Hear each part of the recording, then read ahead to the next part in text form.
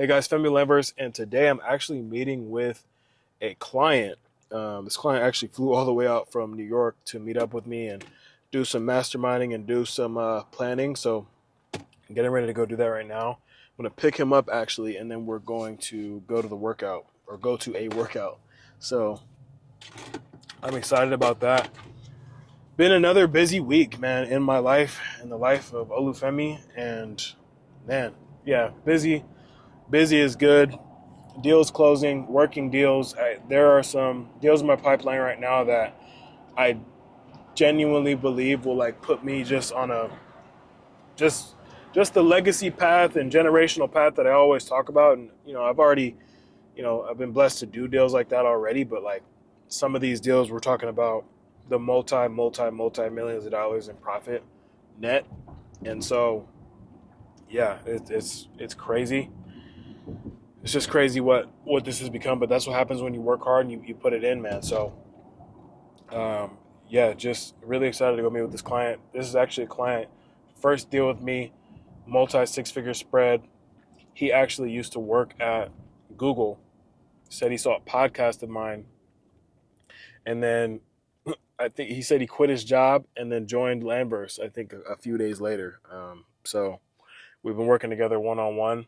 I really enjoy working with clients one on one as well, especially people who are hungry, want to build their business, want to do a lot of deals, want to build wealth, because this is how I think and how I thought when I started my journey as well. So very excited to go meet with this guy. He actually flew into LAX, which is far from where I am.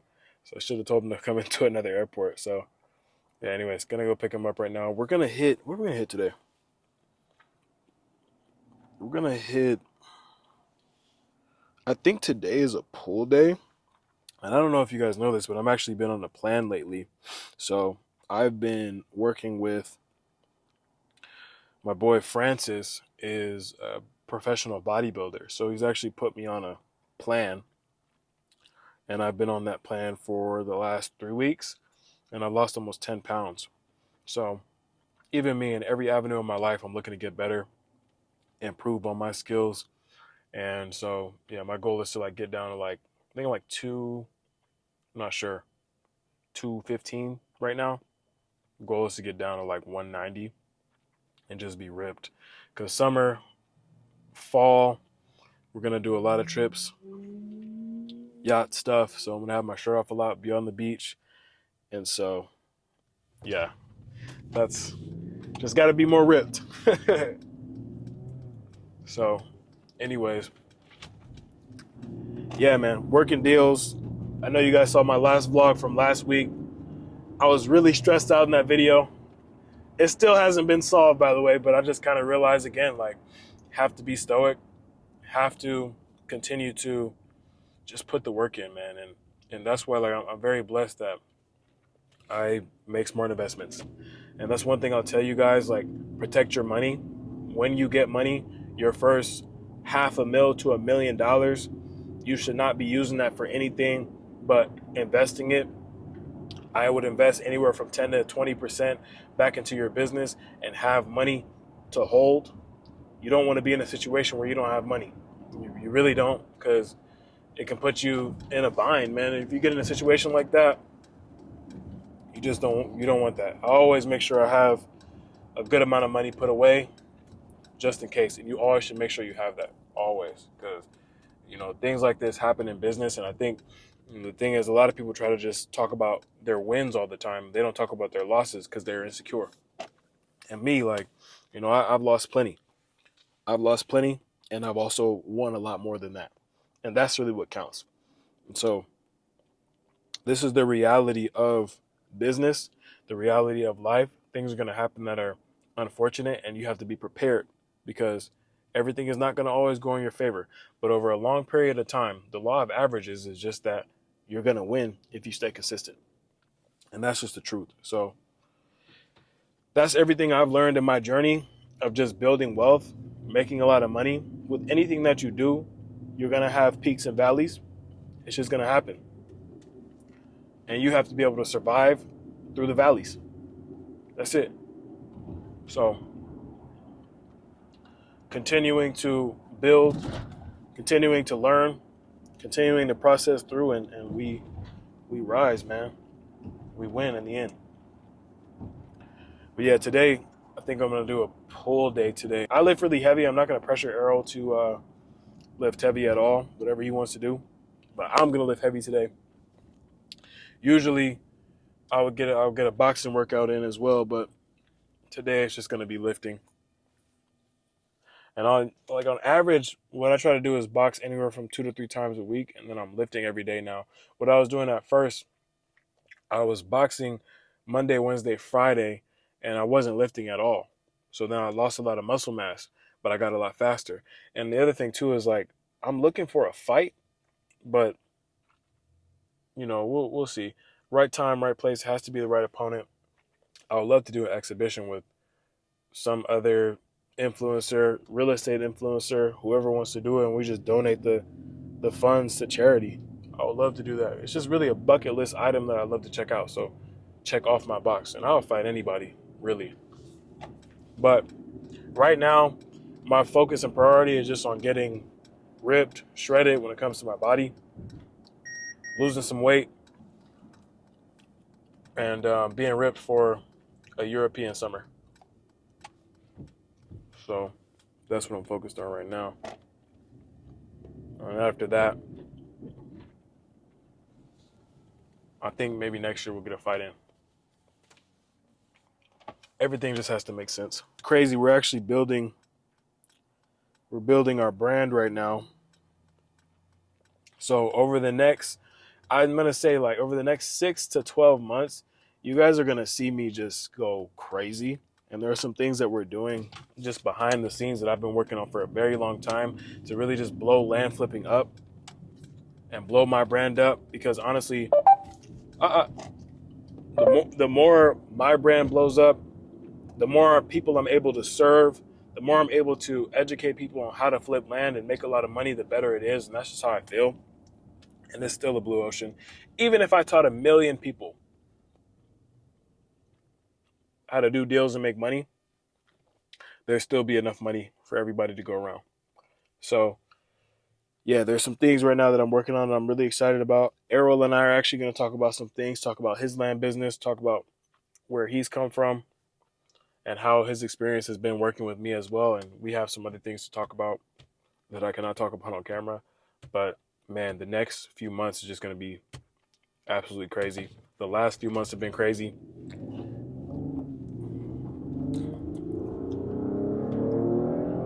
So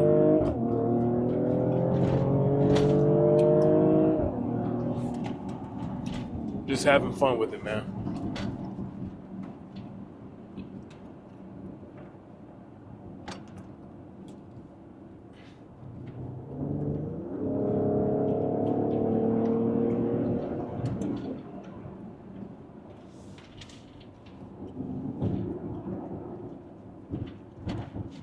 Don't do this at home, by the way.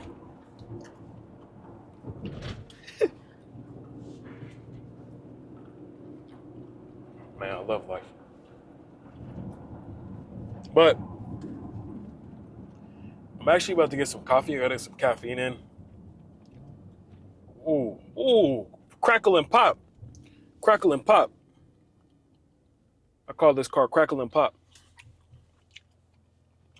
Jesus. So we're gonna go grab a coffee as well.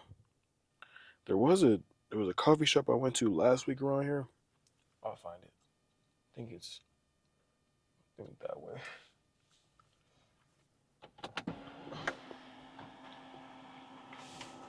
Oh man.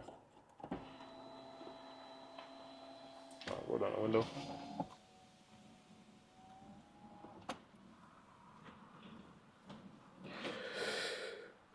But yeah, man, this is why I tell you guys, like, if you think about it's crazy, right? The power of building a business, the power of doing deals, telling people what you do.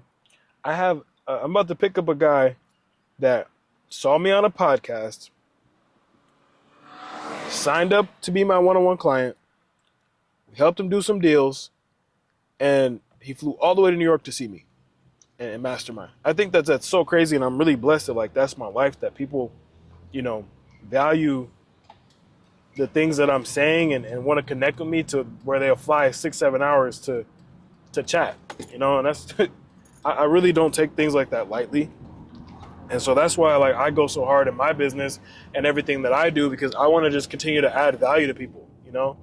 And so we are doing a very small VIP private mastermind as well. We're planning that. I am going to launch the date at some point, but it will be limited to like 10 people. And it's not going to be cheap. And it will be on a yacht. So those are some details that I can give. I don't know when yet. Probably be summer. But yeah, we are going to do a very small mastermind, high level mastermind. And I'm going to show you guys how you can take your business to a multi 6-figure profit level. So I love doing this. I really love teaching it. People ask me like, why teach it when you could just do it yourself? And I do it myself. But I love teaching it because of things like this. You know, I'm able to make connections with people. I'm able to talk to people. I'm able to build community, build brand, help other people make money. That's a beautiful thing. And it's also in the Bible. That's what King Solomon did. So that's what I do as well. King Solomon built his empire, and then he taught other people how to do the exact same thing and help other people build an empire. So then you just build a bigger power structure around you. So that's really like my whole goal has always been to build a power structure around me. And now I'm doing that. So now I put multiple people in position to make multiple 6 figures, 7 figures. You know, anyone that you guys have ever seen around me are now in a position where they're making a lot of money. And that's the power structure. I can call up on my phone right now the amount of cash equity that I have on my phone of just people I could call if I needed something, or people I can call if we have a deal we got to take down. It used to be like $10. Now it's over 10 million. I mean, it's not even, we're talking about maybe 400 million, 500 million on my phone, just to where I can call and say, hey, let's take down this deal. You're talking in hundreds of millions of dollars just from connections I've made, people I've helped. It's a beautiful thing. And so, like, if you want to be able to be a part of this power structure, book a strategy call below, because that's what we're building. That's what I built out. When you join Lamverse, you're joining a power structure of powerful people, of people that can help you get deals, people that will help you send mail, people that will show you how to build wealth, show you how to make a lot of money. That's what you get.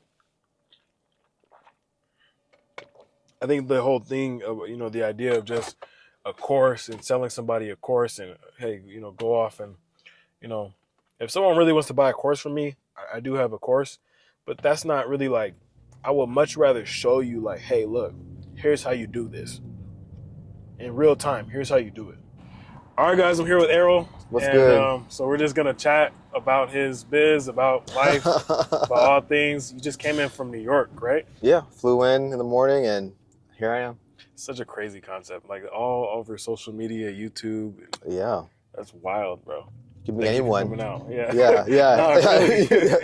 This could be my last day on Earth. It won't be. It won't be. But yeah, it's cool to meet in person.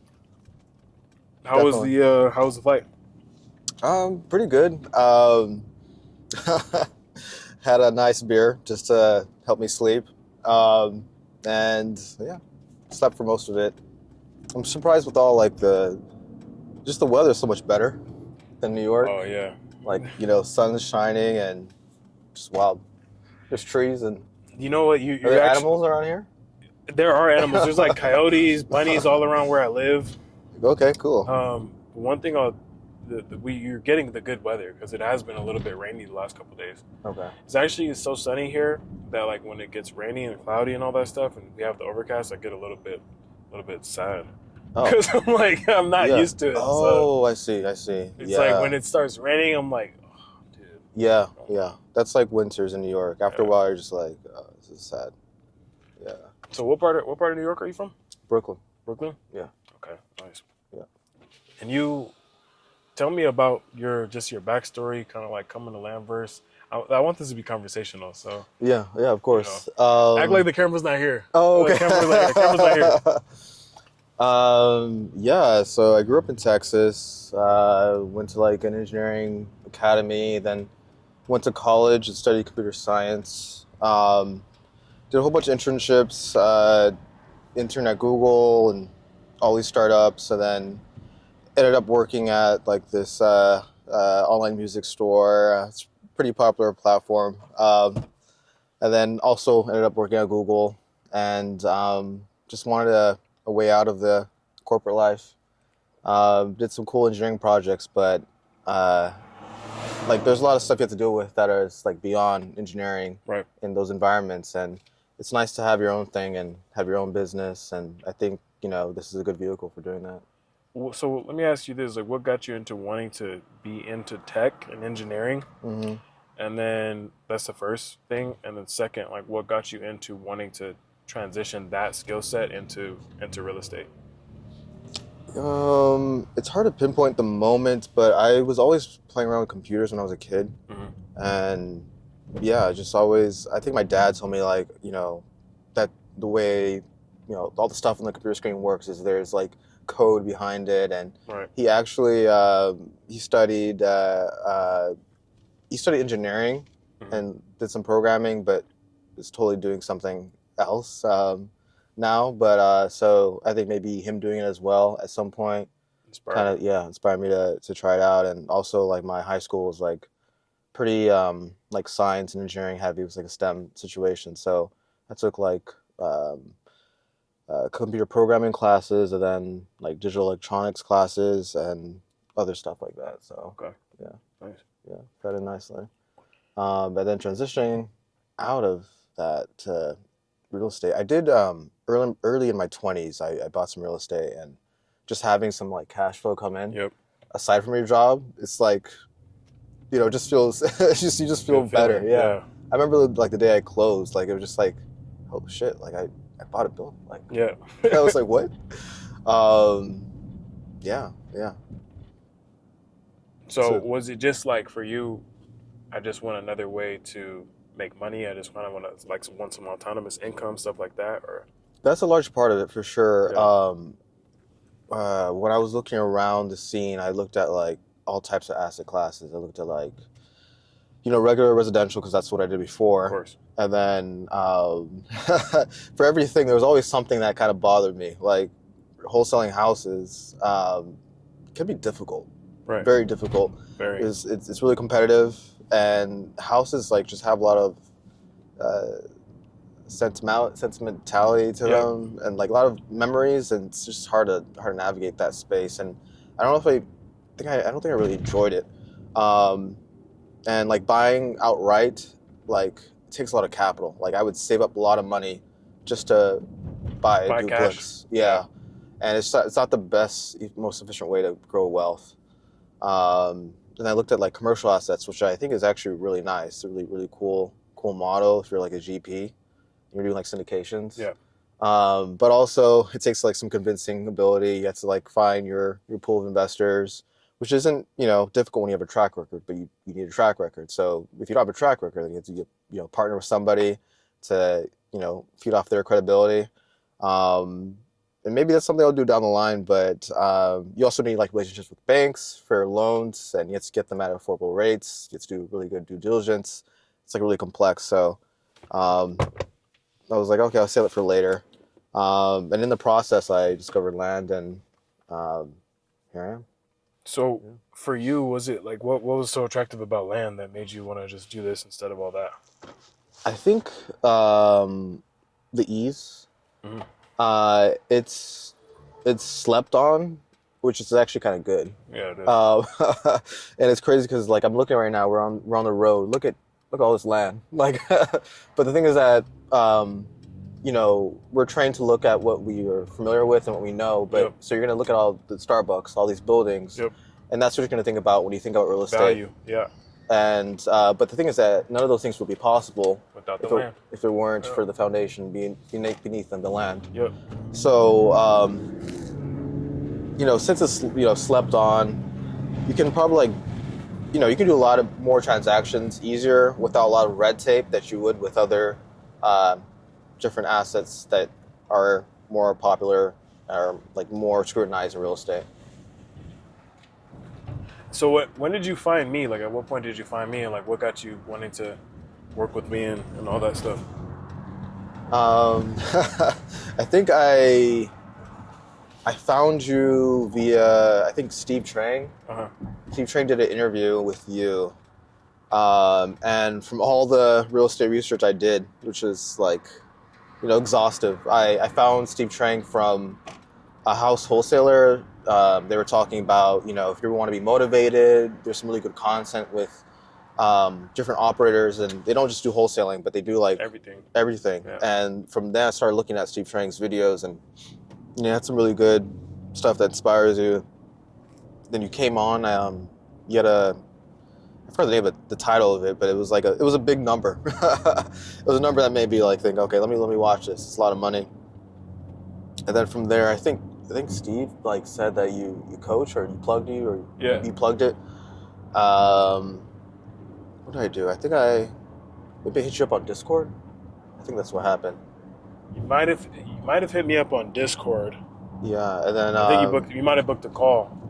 I hit you up on Discord. You asked me to book a call, and then then we talked, laid out goals, and that's how it went down. So since then, how's it been for you? I mean, it's been good. Like, I definitely learned quite a bit. Like, I like the approach of doing larger deals. I think I'm missing quite a bit here. I think I looked at Steve's, interview with you, and then I looked at your content, and then I saw that you're doing larger deals. Yeah. And there's also something more unique. Also, you're offloading them quickly.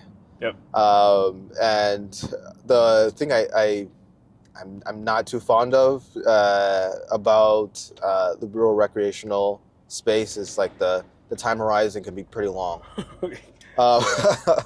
So that's something that, like, looking at other systems didn't turn me on. Like, you send out your marketing, and the money that you send out may not be revisited until, Sorry.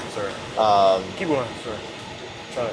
Until you close. So that can be like 6 months, 8 months, a year, depending on what kind of properties you're going after. But just the type of assets you're going after and how quickly you're dispoing is what attracted me. And then getting lost in the sauce. There's something. Why am I? You're just saying larger deals is what got you wanting to reach out and work with me. Yeah. And then the time frames. Yeah. I think one thing about that too, this is what we were talking about, is like coming into any like mentorship or consultation or anything like that you're doing. It is important to kind of know like exactly, the thing is getting hot. The camera's getting hot. Damn. Just like what you want. You were very clear about what you wanted. Yeah. I want to be able to do. Also, building a team and building an actual business. That was my goal, because I wanted a little bit more freedom. And they can't coach, but they're the best practitioner. Exactly. No, but that's what I'm saying. It's like it's having you just have to be able to have an understanding of people and understanding what cultivates performance in different people. Because the same thing that cultivates performance in you, for example, like I'm coaching you, translate to another it doesn't client. translate to somebody else. Yeah. And so I have to figure out how to like motivate you and how to because really, like, even though this is very much about like just land investing and land flipping, it's also just like life and how you see life and how you see the world and how like your mindset towards things. Like, it's a lot of that. Because like if you look at me, for example, like I'm going after some crazy, like the deals I'm texting for like 100 acres. So, they're like, I'm not doing things maybe the way that who's on a Clyde's doing it. Right. That's based on my personality. Right. You want to go like, big. I'm not trying to scale. Like, I'm scaling by not scaling. Yeah. You know what I'm trying to say? Exactly. Like, do 2-3 big deals, then I could just like put all into marketing. Exactly. And then do 48. Right. So you kind of have to coach me in a way that's different a from. different kind of way. Yeah. It's also, I mean, yeah. So I think when it comes to that's what we were talking about, just coaching, right? Yeah. I don't know. And coaching, Which is not one easy. thing I actually noticed. Second time we had a session. The first time in a session it was kind of like goals, and then the second time I was doing some things that I saw from your videos. Uh-huh. And I think you came to that video into that session with the mindset of getting me started. But as soon as you realized that I had done some research, you switched it up Yep. for what I had. Yep. Instead of like having It's know what I'm trying to say? It's not a one size fits all kind Yeah. of thing. Yep. And a lot of people coach like that, and a lot of people do their coursework and everything like that, where it's like one size fits all. Yeah. But that's why That's why I came to you. yeah, exactly. Like, when you just have a one size fits all solution, it can be very difficult to produce Accommodate for- consistent results. Yeah. You know, for different kinds of people. So that's the way I think of it. But no, like a guy like that, we're talking about Coach Perillo. You know, it's also just methodology. So like these methodologies that I know, because I think about that too. Like, what makes me a good consultant? What makes me a good coach? Because I could make $10 million a year flipping land, but that doesn't mean I'm my best teacher. Like you said, you can be a good practitioner, make 8 figures in your business. No, Like, but you don't know how to teach it. Yeah. So for me, it's just like understanding methodologies, understanding how other people are doing things, and always just learning. I think a good coach is also the best student, if that makes sense. Because for me, like I'm always in a learning mode. So like, there's never a time for me, and this is one. Can I push back there? Go ahead. I think partially true. I think a good coach is always looking around, but I think the best students are actually like we just said, some students can't even communicate and they couldn't really coach. Right. But, or I guess maybe I get what you're saying. The best coach is someone who's always learning about the game. Right. Like you don't ever stop. Because like Yeah. for me, I've never. Damn, what do I have today? Today is Friday. So. Okay, we have pool. My days are messed up. You getting ready for a race? I'm just jumping. Like I'm thinking about basketball, like just doing high jumps. All right. So we have black grip pull down first. Front, like I just do shoulder press. Uh-huh. I do some ab stuff. You'll be all right Chest today. press. It's not gonna be that hard. Okay. I'm not sophisticated. That's all I'm trying It's to not gonna be say. that hard. I got you. All right. So black grip pull down. There's 6 to 10. So I'll show you though. Okay. So here it is right here. And then when you go up, you just want to go slow. So like this. Uh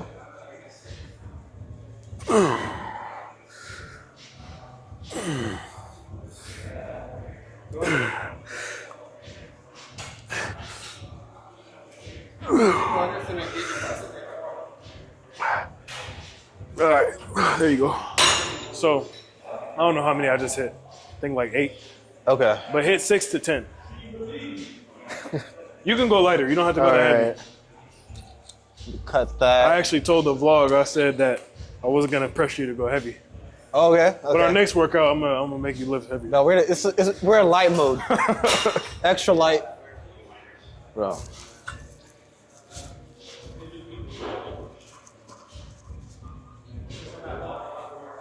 How many did I just do? I think that was 1. 8. I was at 190, I think. 170? Okay. That's what I saw. Go up slower. Okay. Go up slower. When you come up, slow. Yeah, there you go. Good. Okay. Good shit.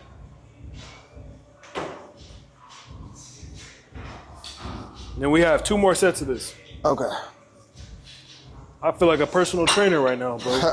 Just working out. Let me ask you this. Where do you see your land business, your land empire going in the next 18 months?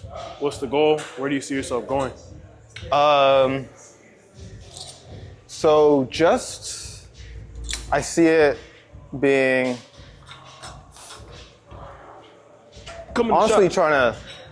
trying to replicate what you've done in terms of like the mid to lower bounds of high-end properties. Yeah. Getting a team in place, maybe having like 3 employees, and just having like a kind of like an assembly line going, so that month by month I have some cash flow that's consistent. Yep. But I also want to kind of extract myself out and do like bigger deals, maybe like more value add stuff on my own, maybe, while this kind of like assembly machine is going. So that's what I see next 18 months. Having a little bit more predictable like influx of deals while I'm focused on maybe more complex stuff that brings in like a lot of money. I mean, you know, the biggest way to make that happen is just marketing, working these deals that you have now, you know, and building those processes. I think that's one of the most important things that like a lot of people don't implement into their business is the process. I can't stress that stuff enough. What's the process for the lead coming in? What's the process when we're actually talking to them? How are we getting them under contract? What's the process for a listing? Like everything. And having that stuff documented and recorded. What's the process for finding a title company? You know, like all that stuff is just so important for scaling. Yeah. I think the primary factor for me is probably getting off the phone. Getting on the phone? Off the phone. Off the phone, oh yeah, for sure. Hire out. Just cause like, I think that's not like the Let me ask you, how was that for you when starting this? Because like I know, like for you, you're a programmer, right? So like, how is that being on the phone with people? Like you got to talk to all these different kinds of people. Like how is that for you? I'm not gonna act like I can't talk to people. No, you definitely can talk. You're pretty good at it, but like I don't think you like to. I don't. That's the thing. I don't like talking to people when I have to like negotiate a sale. Right.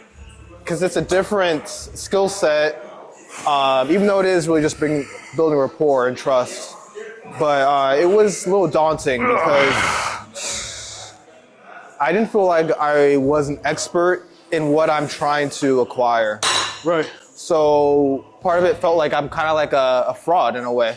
Because I'm like negotiating about something I don't understand, which is difficult for me. Yeah. You know, when I started, go ahead. Yeah. When I started doing this, I went for the gusto right away, and I never had that imposter syndrome. And I think a big thing for you too is like, if you want to be able to do these larger deals consistently, and you're already doing them, right?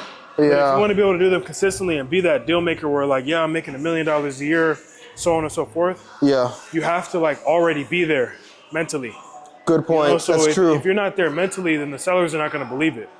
And the only way to be there mentally is like literally just by convincing yourself like, hey, I'm at this level, you know? Yeah. That's what I had to do. That makes sense. Cause like, bro, I was like negotiating these like multiple 6-figure assets, multiple 7-figure assets, like just trying to do big deals. I'm doing that I'm talking about years ago, you know? Yeah. And had no money, you know? So it's like, but that's what it takes. That's just what it takes. Hold on, let me.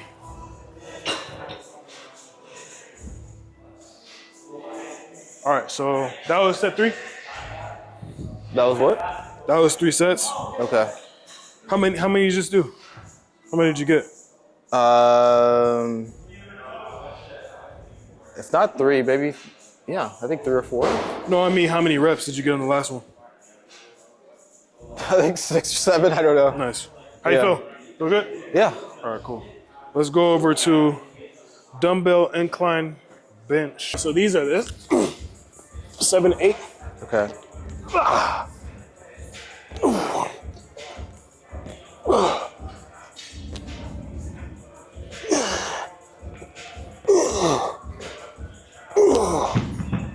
You don't have to get this weight if you don't want to. Yeah. No. I'm not doing that.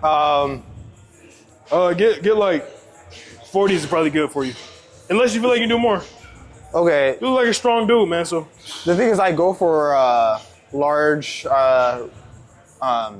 this is heavy reps. low reps. Heavy weight, low reps today. Okay. So switch the mind up a little bit. Yeah. Heavy weight, low reps. So get as heavy as you can lift. Don't want to do this. All right, go. You mean you can go light? Go with like a 37 or 35 or something like that. All right. Damn. This feels heavy. Okay.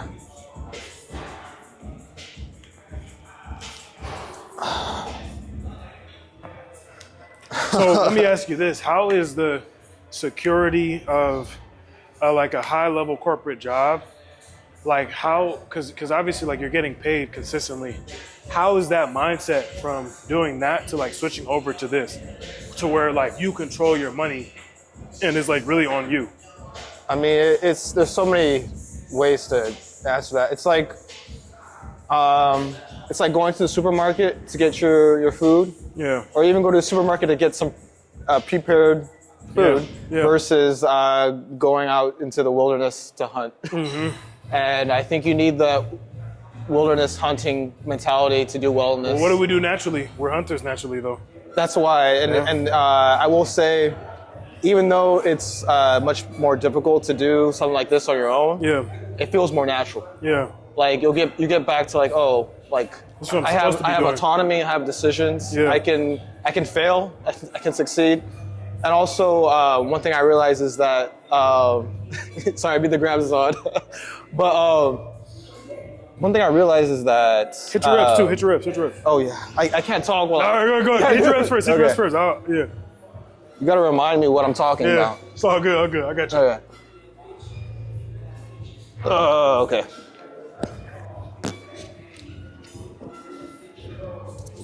You got it? Yeah. Damn.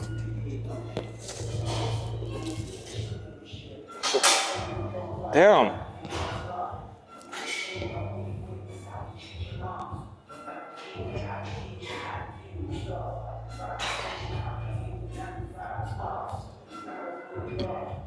Okay. That was kind of difficult.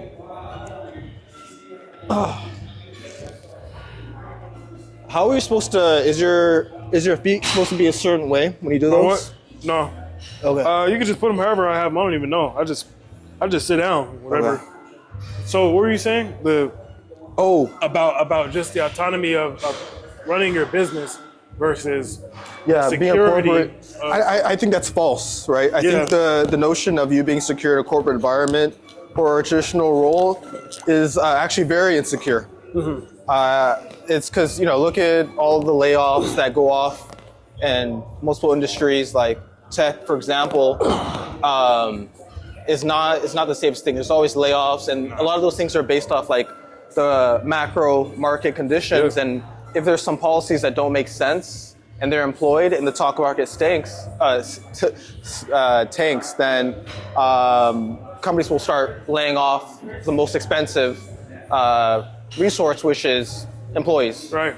So, and also, like, there's so many factors in a corporate environment. It could be politics that leads to you not having a job. So, it's better to have your own business. And I don't know. I don't think it's not that there isn't. It's not that like having your own business is secure. You still have bosses, but the difference is the bosses are just like the direct market. Yeah. Right. And your bosses. The thing is that you have a boss when you're in a corporate environment, and when you have a business, you have multiple bosses. So let's say a customer doesn't like you, and they fire you. It's okay because you have 6 other bosses that you can work off of. But then, like for me, it's interesting to me because like I'm asking you too because I've never actually had that experience. Yeah. So like for me, it's definitely. I've only ever known the autonomy, and like if you don't get it, then there's nothing else, no other option that you have. Make sure when you're coming down too, you go in slow. Okay.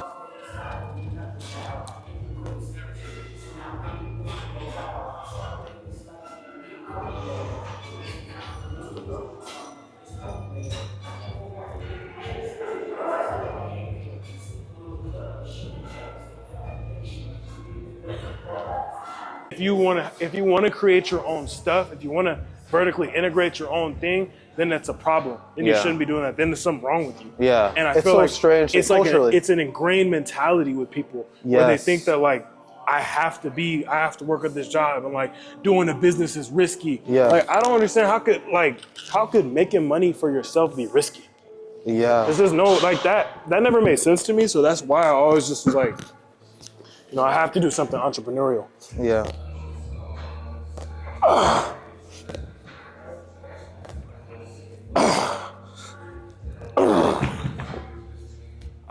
That was 6, right? Yeah, 6. Okay. If you tell your family or friends you want to be an entrepreneur, they're like, "Oh, whoa, whoa, whoa, whoa." It's like That's very risky. Yeah, you shouldn't do so that. strange. Yeah, it's because it's like, okay, where did your job come from? Right, an entrepreneur. Came from somebody's idea. Yeah. So it's strange how that's controversial. But that's what I'm telling you. Like it's something that's just ingrained into people's heads. But it's so that you can keep people on the work line and on the workforce. And some people do have to do that though. Some people have to. I mean, it can't just be it can't be all you know, CEOs. That's just the way the world works. That's what I found. Yeah. But like for me and for the people around me, I think it's like a false notion or false understanding of risk. Yeah. And it's like people don't understand it's a risk not to take a risk. Oh, for sure. Because that also means you're not trusting yourself. Yeah. Because like at the end of the day, if you don't want to invest in yourself, if you don't want to learn for yourself, then you don't trust yourself. You're basically trusting someone else to give you that check and to give you that money. Yeah. And like that just never made sense to me. Like, what do you mean? Like I have to wait 2 weeks to like what? Why? That doesn't make any sense to me. Yeah. When I could just go get it for myself. Yeah. Build my own thing. That's just how I always thought. Yeah. And like a very small percentage of people will ever think like that. Just because in some people's minds it's so deeply ingrained. Go down on this too, go really slow as well. Okay. That seems like be the main feedback. Release slowly. Slow, yeah, on everything. You have any questions for me when it comes to like, just like doing some of these larger deals? Any like burning questions where you're like, how do you figure this out? How do you like? Yeah, I mean, it's all... Yeah, of course. What do you think? Come on this side. Like right here. Oh, it's on? Yeah, just like, you can stand right there. Or wherever you want, but yeah, just on.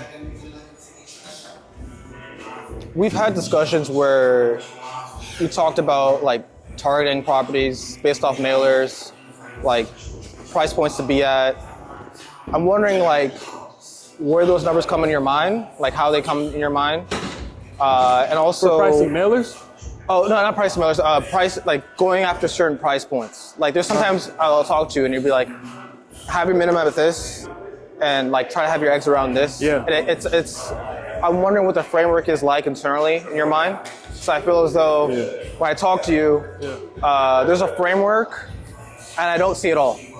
I see it often or all? I don't see it all. Oh, okay. I get the output of what I should go after, but not the chain of reasoning, right? Yeah. And so that's one thing. And also thinking about your launch control videos and how there were some times where you would get on a call and you lock down these multi-six-figure deals easily.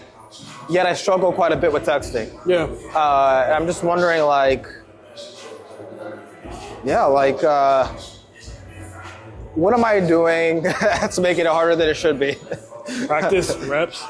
Practice and what? Reps. Reps. Like this? Yes, exactly. Like you have to have a lot of reps doing this. Like, bro, for me, I don't exaggerate when I say I've taken thousands and thousands of calls. I believe it. You know? Yeah. And like I wasn't good at this when I started. Yeah. But the more you start. One thing I haven't said to you, but I've been meaning to say is, like some of Pace Morby's early videos are just him on the phone closing. Yeah, yeah. And that really separates the pretenders from the people who actually do it. Sure. And I would encourage you to keep doing those videos because it's not only like shows credibility from your standpoint, but also encourages people to keep doing it. So you that this is real, bro, and that you can do it. That's exactly why I have those lives up though. And I'll keep doing it, but that's why I have them up. Yeah. Dude, I was even thinking about doing like a challenge where I flipped land for 24 hours straight. Like didn't sleep, didn't anything. Yeah. But how would you? I mean, the U.S. is only 3 times. I would just figure it out. Hey, here, go ahead. I would just figure it out. Like, I was thinking about doing that just for like hype and stuff, just so I could like, But you know, yeah, flip and land for 24 hours, calling people at 2 a.m. Hey, it's 2 a.m. I just think that would be entertaining, and then lock up deals. But no, I definitely like. That's why I have those lives up there because I do want people to understand that like. I didn't answer your question yet, but like, there are people that think that there's more to it than just getting on the phone sometimes, and you have to put in you got to put in the reps. Yeah. Obviously, you have to pick good markets, but like, that's like that's just 30% the beginning. of the Yeah, battle. yeah, The other 70% is how you frame a seller, how you get on the phone, how you talk to people. Like, yeah. that's it. There's no other solution to this but building relationships and connections. You could do like a 7 for 7. Yeah. 7 days, 7 hours of you on the phone, something like that. I think the other thing too that like this camera's gonna die, but it's fine. The other thing with when you ask me about what goes into my head when I'm like, all right, we need to calculate this to get this kind of deal, I'm looking at what I see has sold. So like if I see properties in the area that have sold for like $250,000, all right, cool. I'm also looking at the marketing, and then I'm also looking at how fast it's sold too. So those are the couple things I'm looking at. So how good are these pictures? How good are these drone shots? How can I come into this market and make mine better? Those are all things that I'm looking at to like. I also think there's, I think I'm out. But there's another component to it too I've seen. And what I think is what an expert does is that like, whenever whenever you are on the phone, you are saying some subtle things, like some subtle phrasing, Right. that makes them feel comfortable and makes it feel less like they're getting a bad deal, Right. or this is a bad transaction. That's why I talk about framing. But I think it's like a little more subtle than that because it's like I remember you being on the phone distinctly, and you're going back and forth with the seller, Right.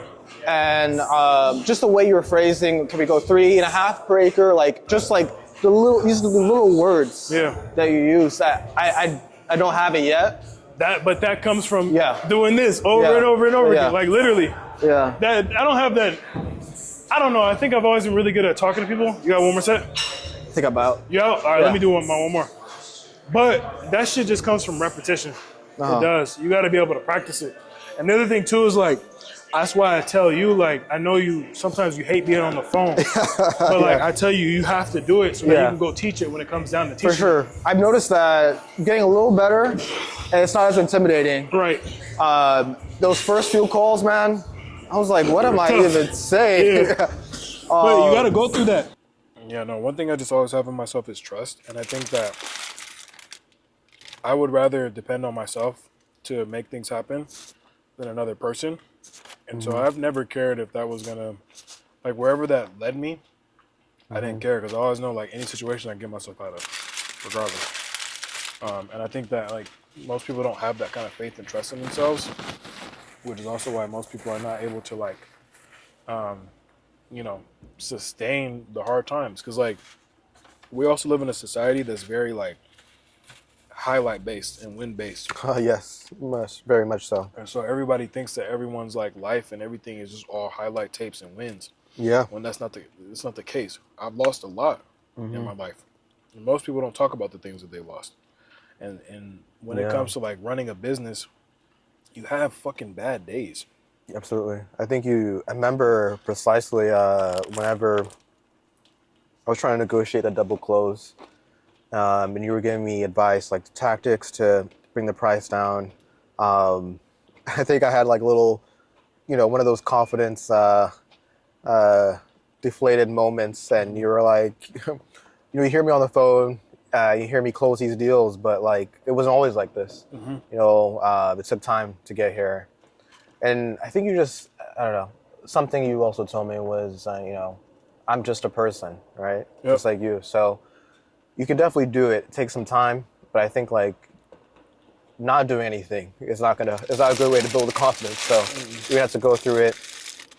Also the stuff about like your early days with the easement issues, like having a string of deals go south and kind of questioning things and then being like, no, I'm just going to keep trying. If there's other people like you crushing in the space, why can't it be you? Right. Yeah. And I think most people don't think like that. And then it becomes the mindset of, is this a scam? And should I keep doing this? And Because your brain starts to look up for reasons why this isn't working out, besides you. besides something that you're not doing. It's also a self-protective mechanism. Because it's like, oh no, the environment's wrong. Yep. But really, it's just like, how can I change things to have things come in my favor? Like, no, I have to be introspective and fix this shit. That's the reality.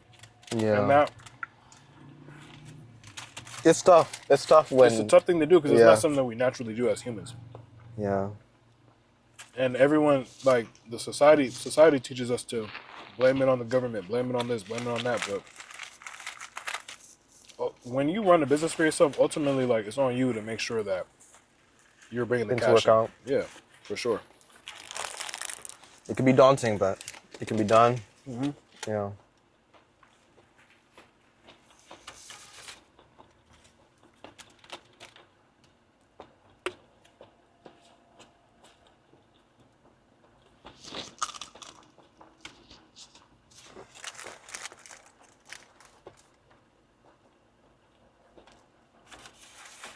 So, What go ahead. is something that you regret from your first 8 to 18 months in your business? Because I feel like that's where I'm at, where I'm a few months in, not quite a year, but getting there. And I'm just curious, like, if I can, learn from your experience in that frame. I know it's a long time ago for you, but maybe there was like an event Literally that not was sending out the mail consistently. Yeah. That's it. I think, yeah. That's the biggest thing that you'll fuck up on. Yeah. And also not paying attention to your brand, the brand of your business. Those two things are so important. If I were to focus on that, this is not something that most people teach. Most people actually just tell you to just send out the mail. Yeah. They don't teach you about brand awareness and like how your land brand matters very much. So when a seller opens your mailer and sees something, they need to see this like it's a Gucci or a Louis Vuitton or a Nike, as an example. Someone that's really going to present a service to me and perform on it. So like having a professional presentation. That's very important. Okay. Because that builds trust right there. And using all these like, generic mailer templates and stuff that people just use and just, all right, caution to the wind, fuck it. That's a really good way to lose a lot of money. Yeah, it's kind of like when you meet somebody, you go into a restaurant, you shake their hand. That first impression is kind of like the seller's experience of opening that piece of mail and looking at your business letterhead. That's that first impression. Right. And then if they call you and you have a weak presentation, it's kind of like, when you meet that person again at another event, you kind of have to make up for that loss and that poor introduction. And if it was strong initially, then there's going to be a lot of excitement for further interactions. Just like when they call you, there's a lot of excitement around maybe doing the transaction as opposed to the inverse. Exactly. So that'll be one thing I'll say. Just being consistent with my marketing. And I knew that like when I started, I was like, this is the thing that's going to make me a millionaire. The thing that's going to give me that 7 figures cash. So I really just focused on it and like I believed it. And I also just like, there's nothing that is going to stop me from getting to that goal. And I think just having confidence and determination in yourself.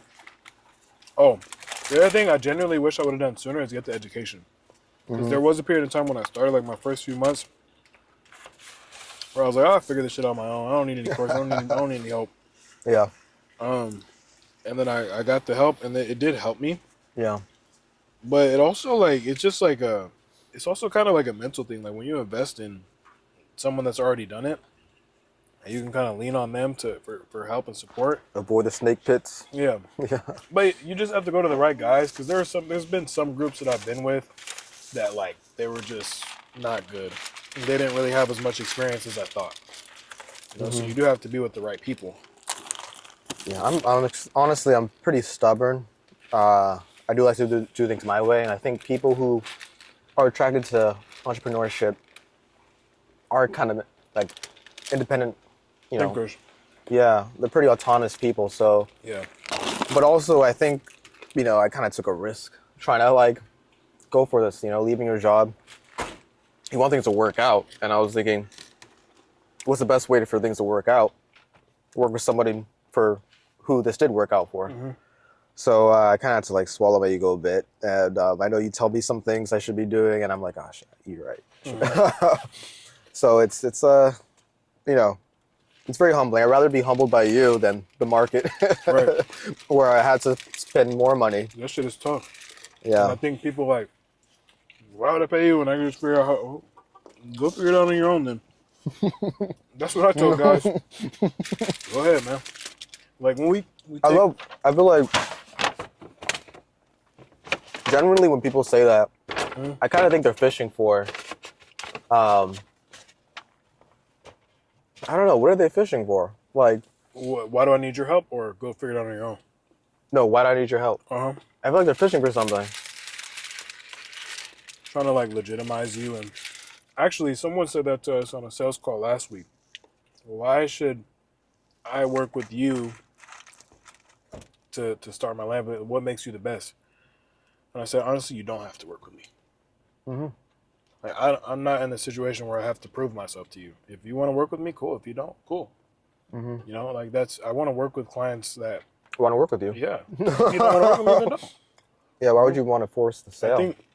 I think that a lot of people, especially like with sales and people that want to start doing this, is like they feel like I don't have to sell. I'm not going to overtly sell you. Mm-hmm. We can get on a call. We can discuss what I offer. We can discuss how I can help you. We'll assess your problem, your goal. Mm-hmm. There may be a case where I can't even help you. And I turn people away. I'm like, you know what? Based upon what you're telling me, man, I don't think I can help you. And I've genuinely, people say that, but I genuinely will turn you away. Yeah. If I feel like I can't help. So I'm also trying to figure out if I like you, So Yeah. I'll even give you an example. There was a guy we had a call with, and he kept cutting me off. So he's asking me questions about like, oh, what does this look like? What does that look like? And I'm explaining it to him, and then he cuts me off. And then I was like, hey, man, like, honestly, I don't think this is going to be a successful relationship working together. I said this about 15 minutes into the call. Because I'm like, you're overtly trying to. You gave him the reason? Like, you're cutting me off? Mm-hmm. And what'd he say? He was quiet. He's like, I'm not trying to cut you off, man. And then I was like, okay, no worries. So, like I was saying, okay, but just as an example. So. Yeah. That reminds me of like when I was like trying to learn about syndication and being a GP on deals. Mm-hmm. Some advice I got from experienced GPs was like in the beginning you might feel as though you need LPs, you need people to like fund the deal. Yeah. But you'll soon realize that you don't just want anyone to fund the deal. You want people that aren't going to annoy you and let you do what you need to do. Yep. So that the enterprise can be successful. So yeah, it feels like that. I say this all the time, like when it comes to building land bursts, I do want to make a lot of millionaires, but I do not need your money, So if it comes down to it, if you feel like you don't want the help, if you don't need help, fine. And that's one thing I like. I can choose who I want to work with and who I don't. Mm-hmm. And I want to work with people that are hungry, motivated, and want to build, and are willing to like go through that process. That's one thing I saw in you. You had this. And I see this in my most successful clients. You had this like hunger in your eye to figure it out. And the other thing that was interesting to me, you had already been successful, very successful in another industry. Very successful, top 1% earner, right? Yeah. But you had this hunger in your eye where you're like, man, I want to do this for myself. Like I'm doing it for myself. I've already been successful. Yeah. But like I want something I own and have equity in. And you told me that. Oh, I don't remember the conversation, to be honest, the full conversation. I remember it word for word, pretty much. I'm surprised you saw that because I'm very low key, and people don't see the intensity. Because I'm just I'm a little like monk like, but it's a very very perceptive to catch that. I mean, because you have to have that though. If you don't have that kind of hunger. Also, yeah. Why would you even? I think like. If you didn't have any kind of like ambition, you wouldn't even know about the space or be like considering it Yeah. because you wouldn't be looking out for anything else. You got to search far and wide to find land flipping. Mhm. This shit is not just going to be on a billboard anymore. Like, nobody even knows what this is. So, Yeah, yeah, it's very niche space. but there are some clients that I've also got on the call with, and I'm like, you don't. They're Because like discovery phase or like feeling it out. discovery phase, like Oh, especially. I get what you're saying because I remember now. I reached out to you, Mhm. and I remember saying, I think I saw something like, you try to see if things are a good fit for clients, kind of like what we're talking about right now. Yeah. And I remember being nervous. I'm like, am I a good fit? So I mean, I wanted to do it. Yeah. Um, That's his willingness. oh yeah, I didn't have. You had already made your decision I did. before we even got on the call. Yeah, And most but of I did look around. I look at course. your videos and everything. Of course, Yeah. but that's what you have to do. Okay, let Yeah. me do my research. And most of the time, like the most successful people are like when I Already decided. Yeah, I pay coaches and consultants to help me now, and I'll get on calls with them, and I already know I'm going to do it. I'm gonna be really honest. Like when I heard you did that, that increased my faith in you. Because when you said I'm paying, I'm not gonna say it we're on camera. We're paying XK per month. Yeah. To become a better coach. I was like, okay, he really cares about improving. Absolutely. In every way. You cannot charge someone a high ticket price for something if you haven't paid a high ticket price for something. Yeah. I've paid tens of thousands a month for consulting before. Yeah.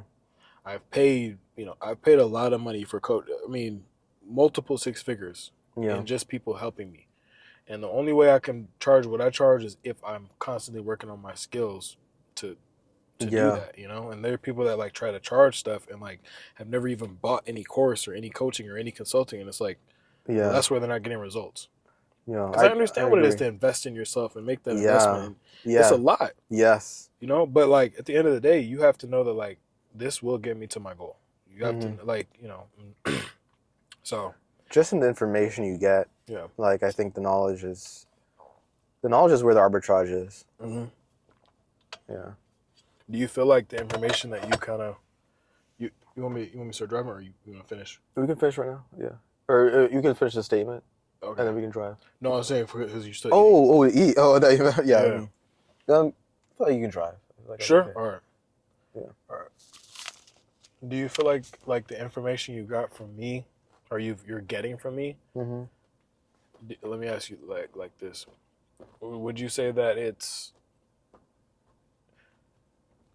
how do I say this? What would you put like? Do you feel like you've gotten your investment back? Is what I'm trying to say from the knowledge.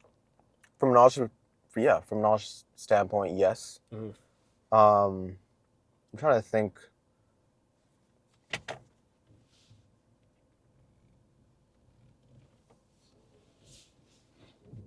Yeah. I think how do I phrase this? To be very frank, you have modules, right, in your course. And it has everything laid out. But I learned more from watching you. Interesting. Even like I think and one thing I mean this is more of a personality thing. Like I try to think of everything before I do it. To help mitigate, any risk, make sure I get the result I want. Yeah. One thing I learned is that, I mean, when I came in, I looked at all the videos, all the content, and all the action steps I had to take. I took whatever I could take that wasn't a serious like financial risk, for example, but just going through emotions, setting up marketing and calling people, like there's no way I could have thought my way to success. And just having your direct line communication, like knowing what to do or trying things out, like there's no way I could have. There's no thing to read, or nothing to watch. Right. And I remember like after closing, I remember I was like sitting on my bed like a little exhausted, just because you remember the easement issues and all the stuff, going through the county recordings and all that shit. I was like, I didn't even know this shit existed. Like, like you know, like I never even knew these things were in place. Yeah. And that's after like reading a lot, not just of your content, like other people's content. Yeah. Which is kind of wild. Like this shit you're not gonna know about until you do it. And I think you even put it in the in our group. Like I'm kind of a lurker. I was like I lurk. I don't even talk much. But Right. you said something about like taking action. I forgot the exact phrase. Maybe you have it on top of mind. But you can see it in your videos. You're always doing something, and there's just things you cannot plan thoroughly. You just have to go through, and you pick up the pattern as you're doing it. Yeah. So I think that's what I learned the most is to just delay the procrastination. I'm always going to do it. I think I'm susceptible to it.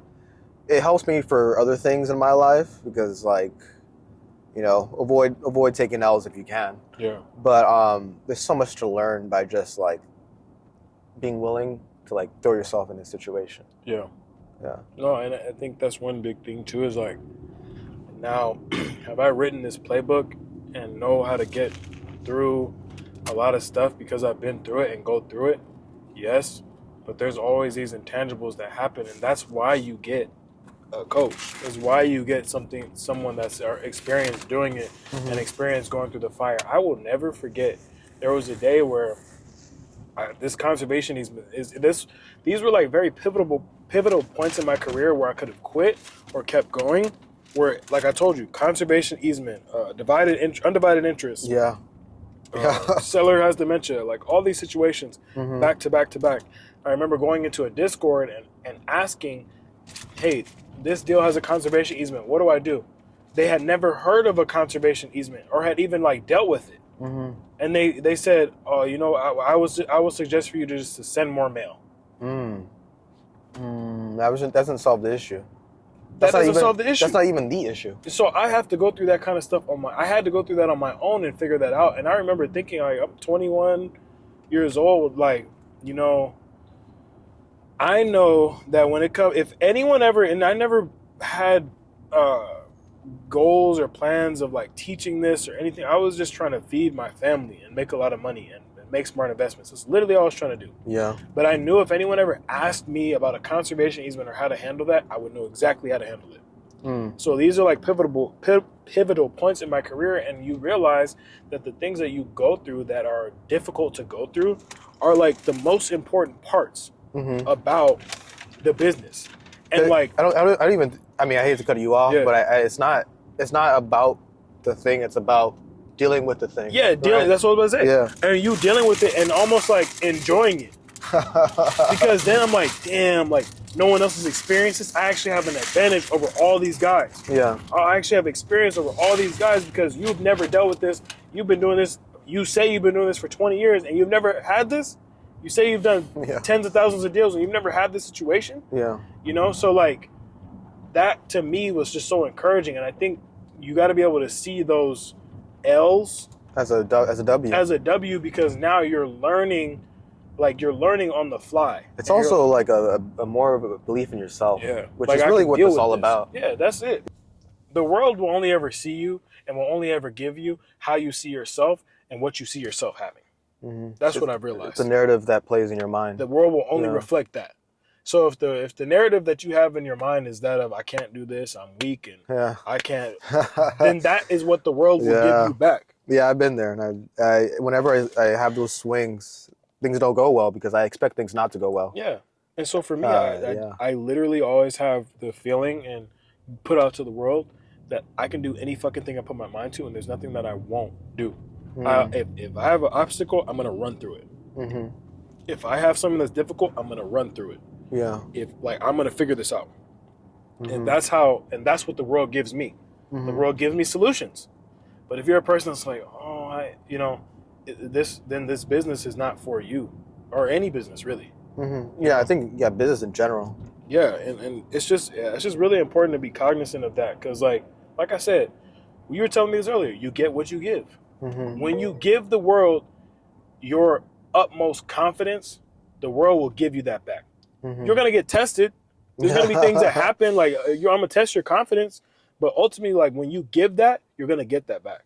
When you give hard work, you're gonna get the result of that hard work. That's just what I believe. And so it's like I feel like a lot of people can get discouraged through this, having conversations, like running the business, like all this shit can be just very discouraging. Yeah, there's some lows as well. Yeah, there are, but when you have help, yeah, and when you're going through it, it's like you're gonna get there. It's inevitable. It's inevitable. It is. Yeah.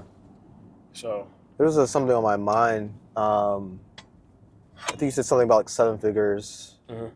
I want to know like why was that important to you early on? Like why was or maybe in more general, like why was making money important to you? I know it sounds like a silly question. I just wanted to... Yeah. I mean, dude, ever since I've been like really young, I knew I wanted to have a lot of money. And where did that come from, though? I think it came from my dad when I was a kid. It came from a couple things. So there's a couple things. My dad, when I was a kid, would always just say just these really encouraging things to me about just how powerful I am and how I can do anything I put my mind to. And it's crazy because I'm about to have my own child, and like these are affirmations that I say, when she's in the womb. I'm saying these things, the same kind of stuff to her, so it's cool. But I digress.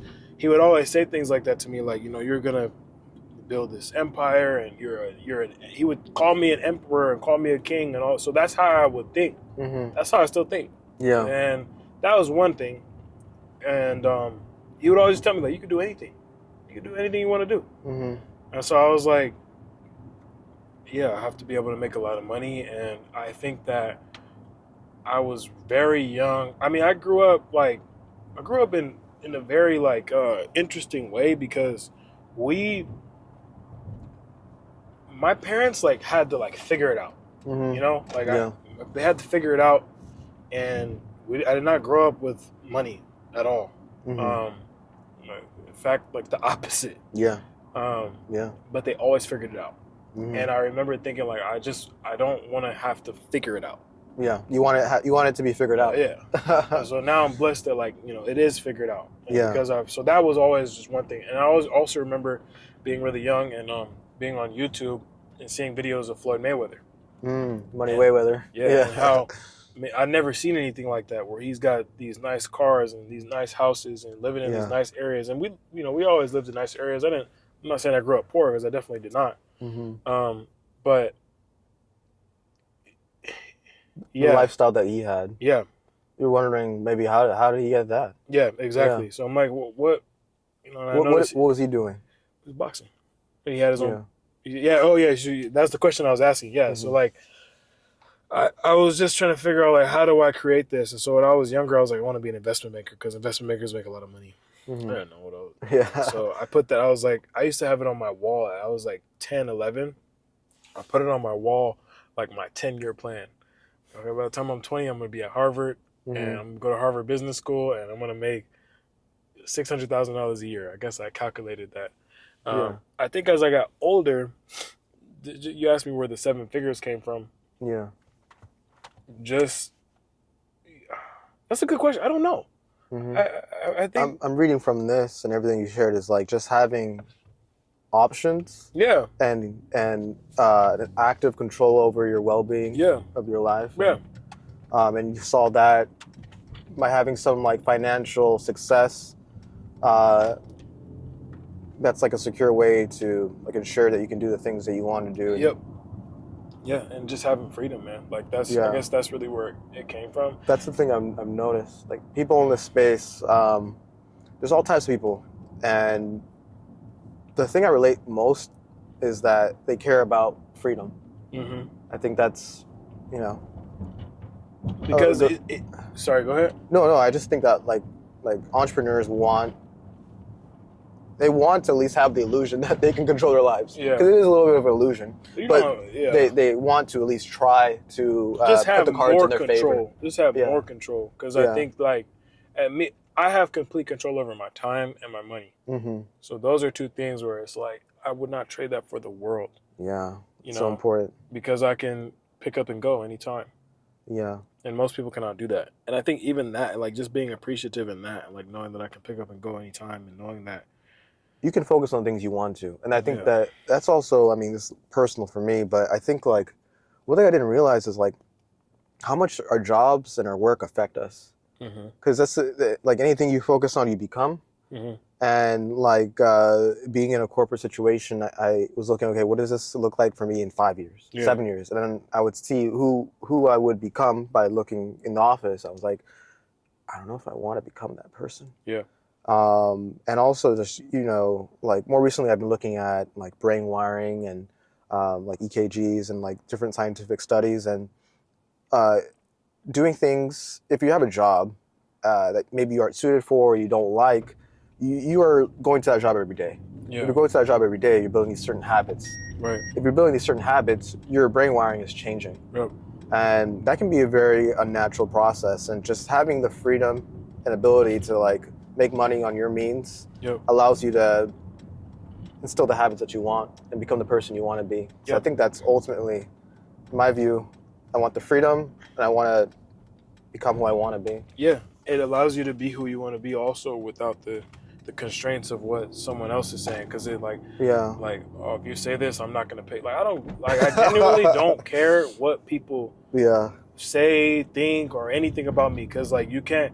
At the end of the day, regardless of what happens, I'm still good. Hmm. So it doesn't matter. Like, Yeah. say whatever you want, think whatever you want, don't care. That sounds very much like Floyd Mayweather. Really? You know the way he moves? Yeah. Yeah. No, It's like, fuck, I don't give a fuck what you think. I'm gonna knock you out. Straight to the bank. Yeah. Yeah. Yeah, I mean, but that's how you have to be, especially because, like, bro, like, the reality is people don't.